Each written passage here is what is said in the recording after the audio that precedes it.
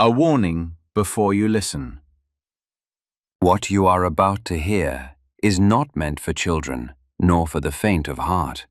This is an unfiltered retelling of ancient myths, told as they were born, raw, violent, unsoftened.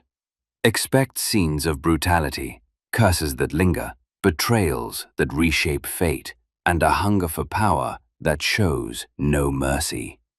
These myths were never meant to lull children to sleep. They were forged in blood, shadow, and fire. So ask yourself, are you ready to hear them as they were first told? Sources and references can be found in the episode description. Epilogue. From the Epic of the Titans, Origins of Power and Makers of Tyranny, the pulse before the blast, when silence is born a lie, and lightning laughs beneath the throne. Time did not pause out of reverence, it simply choked on what it witnessed. The earth held its breath, the sky shut its eyes, and nothing fell. Yet, everything stood still, yet everything decayed. Cronus, lord of the massacre, paced the palace floors as though nothing had changed. Draped in regal robes, he smiled the way butchers smile after a feast, unaware that beneath his feet a hairline crack had begun to grow, a fault no ear could hear. Because lightning does not declare itself through noise, but through waiting. Inside his chest, a heart. Inside that heart, a stone. And inside that stone, a pulse. A beat that was never his. It belonged to the one he didn't consume, the one who survived, the one now breathing inside a distant cave, in silence that shakes the bones of fate. The halls were quiet, abandoned, but Rhea moved through them, not like a ghost, but like a truth too heavy for history to carry. She didn't search for her daughters. She didn't cry by empty cradles. She simply walked the way a prophecy walks before it becomes a scream. She held no sword, raised no banner, only cast her gaze upon the walls and whispered, "You saw and did nothing." Then she vanished, not into nothingness, but into certainty. For she had planted enough. And what's planted in stolen milk, wasted blood, and curses left unsaid cannot be unmade. Are the Titans asleep? Yes, but they do not dream. For to dream is to believe in a tomorrow, and those who slaughter their own children have none.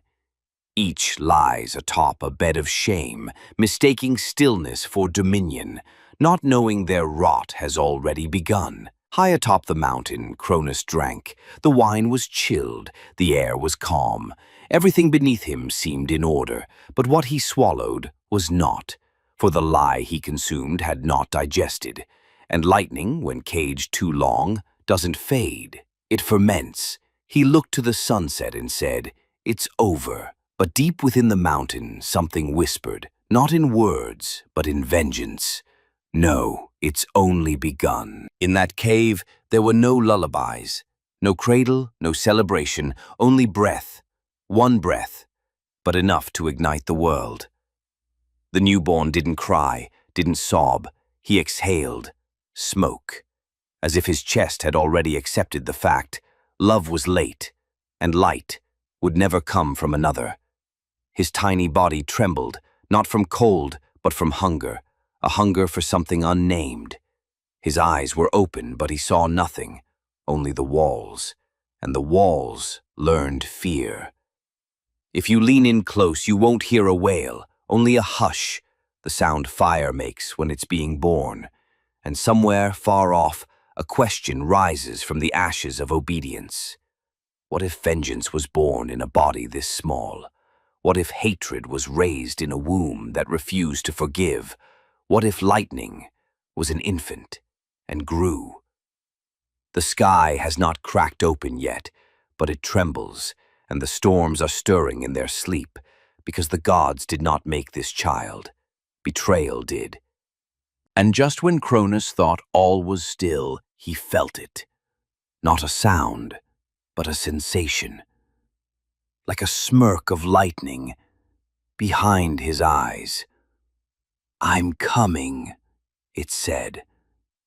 And from that moment, time began counting again, not toward rebirth, but toward a reckoning.